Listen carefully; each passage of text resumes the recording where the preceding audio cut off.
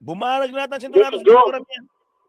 si Joe Itis, ba't parang ayaw lang ano eh, kupkupin, laging mapalit sa kanila pero ayaw na ni Balatsyong.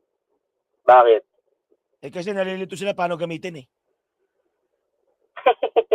Tsaka si Joe, Oh.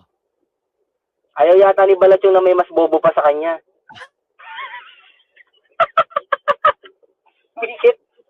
Visit ka. Ayaw yata nang may mas matalo pa sa kanyang katangahan eh. Diba?